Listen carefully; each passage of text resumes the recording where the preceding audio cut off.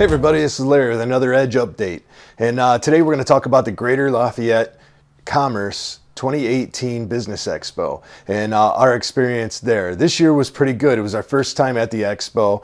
We've done other events like this. We do trade shows all around the country, and these ones are always fun because they're local. They get us out. We get to go and see other businesses that are around, and it's funny because we always go and we try to set up there, and we're there. The overall thing is you're looking for new clients, but I can tell you that one of my favorite parts about this is getting out, walking around, meeting other businesses, and I bet I've done just as much business with other people as people have come to do with us in many cases. Whether that's down the street, we've got a company that does ink, printer ink, toner, and color ink cartridge replacement and stuff like that, where we use them to resurface or to recycle our cartridges there. There's a couple other services. There was a local company here that they came in and they used us and we used them. We've got our a lady who comes in and cleans the office. We met through the Chamber of Commerce, that type of stuff. So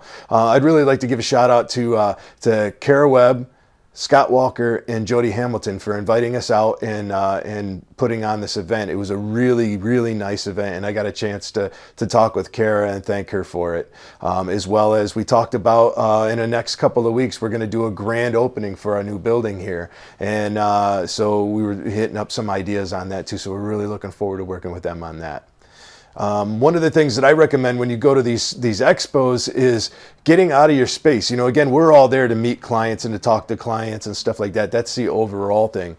But many times you don't even know if some of these businesses exist, because that's the number one thing about small businesses is getting the word out. How are you going to get the word out when you're one or two people and you're trying to do everything that needs to be done in an 8 or a 12-hour day? In most cases, it's 12 or more for us small business owners.